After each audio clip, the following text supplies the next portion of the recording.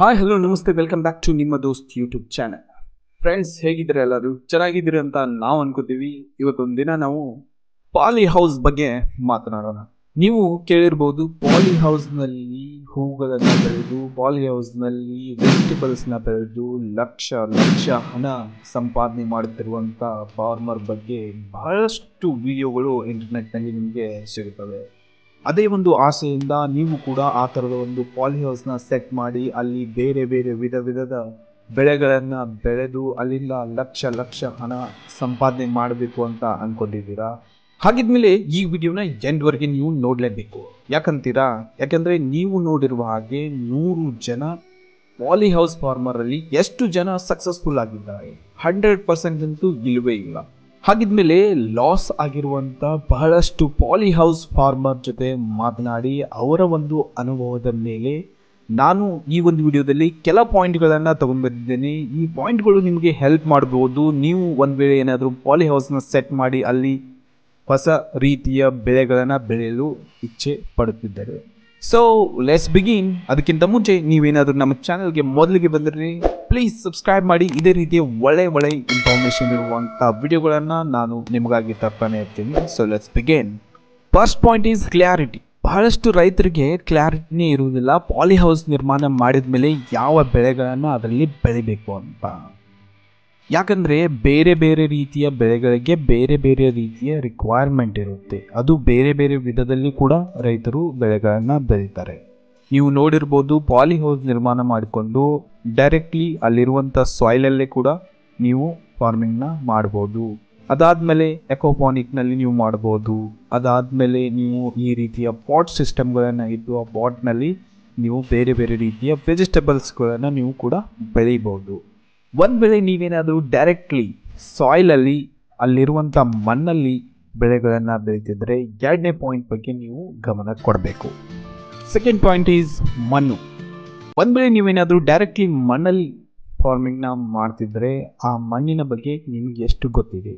ಆ ಮಣ್ಣಿನ ಪರೀಕ್ಷೆ ನೀವು ಮಾಡಿಸಿದ್ದೀರಾ? ಅದರಲ್ಲಿ ಯಾವ ಯಾವ ಲವಣಾಂಶಗಳ ಕೊರತೆ ಇದೆ, ಯಾವುದರಲ್ಲಿ ಏನು ಹೆಚ್ಚಾಗಿದೆ ಅನ್ನೋದು ನೀವು ತಿಳ್ಕೋಬೇಕು.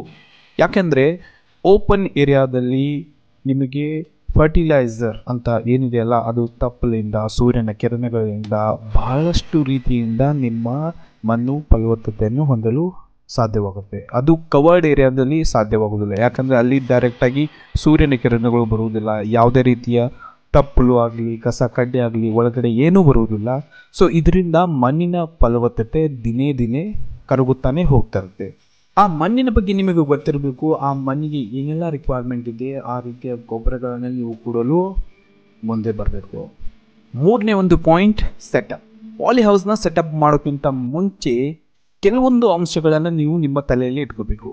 ಒಂದೇದು, ಯಾವ ಹೈಟ್ನಲ್ಲಿದೆ, ಎಷ್ಟು ವಿಡ್ತ್ನಲ್ಲಿದೆ, ಎಷ್ಟು ಲೆಂತ್ನಲ್ಲಿದೆ ಅನ್ನೋದು ನಿಮಗೆ ಗೊತ್ತಿರಬೇಕು. ಯಾಕೆಂದರೆ ಈ ಸ್ವಲ್ಪ ಹೈಟ್ ಕಡಿಮೆ ಆದರೂ ಕೂಡ ಒಳಗಡೆ ಉಷ್ಣಾಂಶತೆ ಹೆಚ್ಚಾಗುತ್ತೆ. ಇದರಿಂದ ನಿಮ್ಮ ಕ್ರಾಪ್ ಅಷ್ಟೊಂದು ಚೆನ್ನಾಗಿ ಬರಲು ಸಾಧ್ಯವಾಗುವುದಿಲ್ಲ. ಆಮೇಲೆ ನೀವು ವೆಂಟಿಲೇಷನ್ನ ಕೊಂಡ್ಸ್ಕೋಬೇಕಾಗುತ್ತೆ, ಅದು ದುಬಾರಿ ಖರ್ಚಾಗುತ್ತೆ. ಸೊ ಅದರಿಂದ ನಿಮ್ಮ ಒಂದು ಪಾಲಿ ಹೌಸ್ನ height on an average 25 feet ಇರಬೇಕಾಗುತ್ತೆ. ಅದಕ್ಕಿಂತ ಕಡಿಮೆ ಆದರೆ ಸ್ವಲ್ಪ ಪ್ರಾಬ್ಲಮ್ ಆಗುವ ಚಾನ್ಸಸ್ ಇದ್ದೇ ಇರುತ್ತೆ. ಇನ್ನು ಅಗಲ ಅಥವಾ ಉದ್ದ, ಎಷ್ಟು ಉದ್ದವಾಗಿದೆ, ಎಷ್ಟು ಅಗಲವಾಗಿದೆ. ಯಾಕೆಂದರೆ ನೀವು ಸಪೋಸ್ ನೀವು ಒಂದು ವೇಳೆ ವೆಜಿಟೇಬಲ್ಸ್ನ ಬೆಳೆತಿದ್ರೆ 3 ತಿಂಗಳಿಗೊಮ್ಮೆ ನೀವು ಅದರ ಒಳಗಡೆ ರೂಟಾವೇಟರ್ನ ಹಾಕಬೇಕಾಗುತ್ತೆ.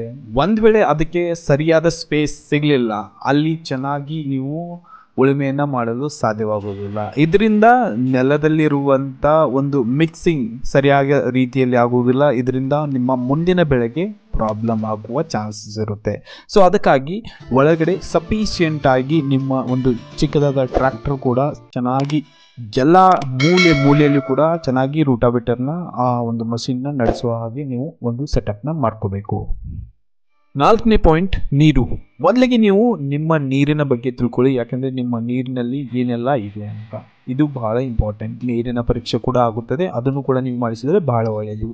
ಇಲ್ಲ ಅಂದರೆ ನಿಮಗೆ ಗೊತ್ತಿರಬೇಕು ನಿಮ್ಮ ಹೊಲಕ್ಕೆ ಎಷ್ಟು ನೀರಿನ ಅವಶ್ಯಕತೆ ಇದೆ. ಯಾಕಂದರೆ ಓಪನ್ ಎನ್ವೈರ್ಮೆಂಟ್ನಲ್ಲಿ ಫ್ಲಡ್ ಇರಿಗೇಷನ್ ನೀವು ಒಂದು ವೇಳೆ ಮಾಡಿದರೆ ಬಹಳಷ್ಟು ನೀರು ಹತ್ತುತ್ತೆ.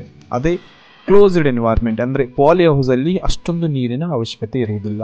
ಒಂದು ವೇಳೆ ನೀವು ಹನಿ ನೀರಾವರಿನ ಅಳವಡಿಸಿದರೆ ನಿಮಗೆ ಗೊತ್ತಿರಬೇಕು ಎಷ್ಟು ಗಂಟೆ ಆ ಹನಿ ನೀರಾವರಿನ ಸ್ಟಾರ್ಟ್ ಮಾಡಿರಬೇಕು ಪಾಲಿ ಹೌಸಲ್ಲಿ ಅಂತ.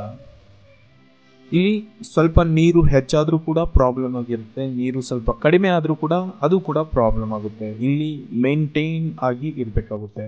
ಇಲ್ಲವಾದರೆ ಒಳಗಡೆ ಬೇರೆ ಬೇರೆ ರೀತಿಯ ಹೊಸ ಹೊಸ ರೋಗಗಳು ಹುಟ್ಕೊಳ್ತವೆ. ನೀವು ಕೇಳಿರ್ಬೋದು ಪಾಲಿ ಹೌಸಲ್ಲಿ ಅಷ್ಟೊಂದು ರೋಗಗಳು ಬರುವುದಿಲ್ಲ ಅಂತ, ಬಟ್ ಅದು ಸುಳ್ಳು. ಯಾಕಂದರೆ ಹೊರಗಡೆ ಬರುವಂಥ ರೋಗಗಳು ಒಳಗಡೆ ಬರುವುದಿಲ್ಲ, ಆದರೆ ಒಳಗಡೆ ಅಂದರೆ ಪಾಲಿ ಹೌಸಲ್ಲಿ ಬೇರೆ ರೀತಿಯ ರೋಗಗಳು ಕಾಣಿಸ್ಕೊಳ್ಳಲು ಸ್ಟಾರ್ಟ್ ಆಗುತ್ತೆ. ಅದಕ್ಕಾಗಿ ನೀವು ಕಂಟಿನ್ಯೂಯಸ್ ಆಗಿ ಅಥವಾ ಕೆಲವೊಂದು ಟೈಮ್ಗಳನ್ನು ಬಿಟ್ಟು ಅದಕ್ಕೆ ನೀವು ಸ್ಪ್ರೇಗಳನ್ನು ಕೊಡಬೇಕಾಗುತ್ತೆ ಪಾಲಿ ಹೌಸಲ್ಲಿ.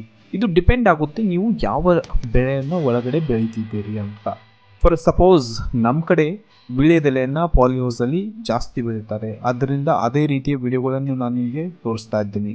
ಒಂದು ವೇಳೆ ನೀವೇನಾದರೂ ಪಾಲಿ ಹೌಸ್ನಲ್ಲಿ ಸಕ್ಸಸ್ಫುಲ್ ಫಾರ್ಮರ್ ಆಗಬೇಕು ಅಂತ ಅಂದ್ಕೊಂಡಿದ್ರೆ ಈ ಒಂದು ಪಾಯಿಂಟ್ ಕೂಡ ಇಂಪಾರ್ಟೆಂಟ್ ಆಗುತ್ತೆ. ಏನಂದರೆ ನೀವು ಪಾಲಿ ಹೌಸಲ್ಲಿ ಯಾವ ಬೆಳೆಯನ್ನು ಬೆಳೀತಿದ್ದೀರಿ ಮತ್ತು ಅದಕ್ಕೆ ಮಾರ್ಕೆಟ್ನಲ್ಲಿ ಏನು ವ್ಯಾಲ್ಯೂ ಇದೆ, ಡಿಮ್ಯಾಂಡ್ ಎಷ್ಟಿದೆ ಅನ್ನೋದು ಇಂಪಾರ್ಟೆಂಟ್ ಆಗುತ್ತೆ. ಯಾಕಂದರೆ ಡಿಮ್ಯಾಂಡ್ ಇಲ್ಲ ಅಂದರೆ ನೀವು ಎಷ್ಟೇ ಚೆನ್ನಾಗಿ ಬೆಳೆಯನ್ನು ಬೆಳೆದರೂ ಕೂಡ ಅದಕ್ಕೆ ಒಂದು ಬೆಲೆ ಸಿಗುವುದಿಲ್ಲ. ಬೆಲೆ ಸಿಗಲಿಲ್ಲ ಅಂದರೆ ನೀವು ಅಷ್ಟೊಂದು ಹಣ ಗಳಿಸಲು ಸಾಧ್ಯವಾಗುವುದಿಲ್ಲ. ಸೊ ಮಾರ್ಕೆಟ್ನ ನೀಡ್ಸನ್ನು ನೋಡಿ ಮತ್ತೆ ಅದೇ ರೀತಿಯ ಬೆಳೆಗಳನ್ನು ಬೆಳೆಯಲು ಪ್ರಯತ್ನ ಪಡಿ. ಇದರಿಂದ ನೀವು ಒಬ್ಬ ಸಕ್ಸಸ್ಫುಲ್ ಫಾರ್ಮರ್ ಆಗುವ ಸಾಧ್ಯತೆ ಇರುತ್ತದೆ. ಸೊ ಇದಷ್ಟು ಈ ವಿಡಿಯೋದಲ್ಲಿ ನಾನು ಕೊಡ್ತಿರುವಂಥ ಮಾಹಿತಿ. ನಿಮಗೇನಾದರೂ ಈ ಇನ್ಫಾರ್ಮೇಷನ್ ಚೆನ್ನಾಗಿ ಅನಿಸಿದರೆ ಈ ವಿಡಿಯೋಕ್ಕೆ ಲೈಕ್ ಮಾಡಿ ಮತ್ತು ನಮ್ಮ ಚಾನೆಲ್ನ ಸಬ್ಸ್ಕ್ರೈಬ್ ಮಾಡಿ. ಸಿಗೋಣ ಮುಂದಿನ ವಿಡಿಯೋದಲ್ಲಿ. ಅಲ್ಲಿವರೆಗೆ ಬಾಯ್ ಬಾಯ್.